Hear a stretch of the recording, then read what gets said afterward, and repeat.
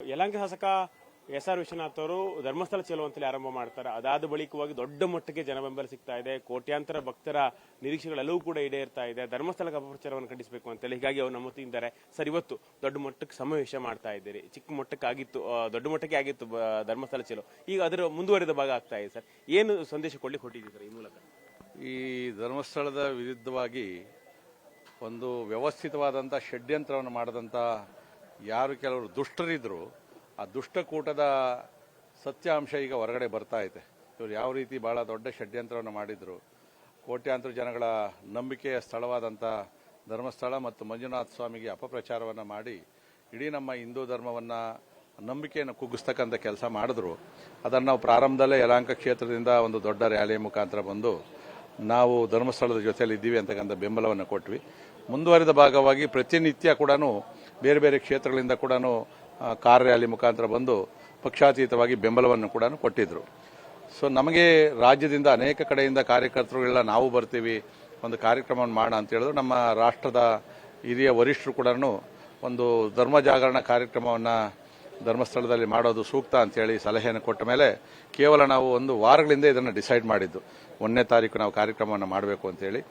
ಇದರ ಮಧ್ಯದಲ್ಲಿ ಗಣಪತಿಗಳ ಉತ್ಸವ ಎಲ್ಲ ಇದ್ರೂ ಕೂಡ ಇವತ್ತು 1ನೇ ತಾರೀಕು ಧರ್ಮಸ್ಥಳದ ಜೊತೆಯಲ್ಲಿ ನಾವು ನಿಲ್ಲಬೇಕು ಅನ್ನೋ ಈ ಒಂದು 1 ಲಕ್ಷಕ್ಕೂ ಹೆಚ್ಚು ಕಾರ್ಯಕರ್ತರ ಮತ್ತು ಹಿಂದೂಗಳ ಮಂಜುನಾಥ ಸ್ವಾಮಿ ಭಕ್ತರ ಸಮಾವೇಶವನ್ನು ಇವತ್ತು ನಾವು ಹಮ್ಮಿಕೊಂಡಿದ್ದೀವಿ.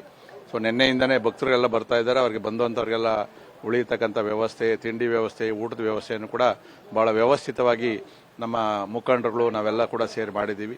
ಪಾರ್ಕಿಂಗ್ ವ್ಯವಸ್ಥೆ ಇದೆ.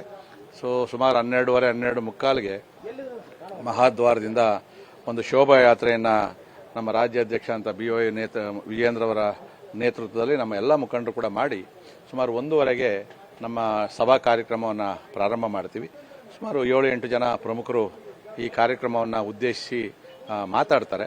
ಒಟ್ಟಾರೆ ಧರ್ಮಸ್ಥಳಕ್ಕೆ ಲಕ್ಷದೀಪ ಸಂದರ್ಭದಲ್ಲಿ ಬಿಟ್ಟರೆ ಲಕ್ಷಗಳ ಜನ, ಬಹುಶಃ ಇದು ಮೊದಲನೇ ಬಾರಿಗೆ ಈ ಧರ್ಮಸ್ಥಳದ ಜೊತೆಯಲ್ಲಿ ನಿಂತ್ಕೊಳ್ತಕ್ಕಂಥ ಜನಾಕ್ರೋಶ ಏನಿದೆ ಈ ಒಂದು ಪುಂಡರ ವಿರುದ್ಧ, ಇದು ಮೊದಲನೇ ಬಾರಿಗೆ ಆಗ್ತಾ ಇರ್ತಕ್ಕಂಥದ್ದು.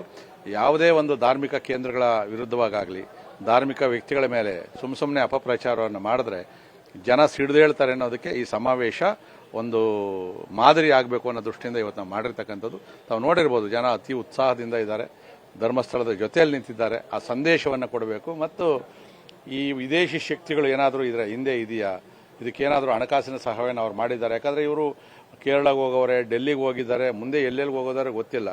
ಸೊ SIT ತುಂಬ ಚೆನ್ನಾಗಿ ತನಿಖೆಯನ್ನು ಮಾಡ್ತಾ ಇದ್ದಾರೆ.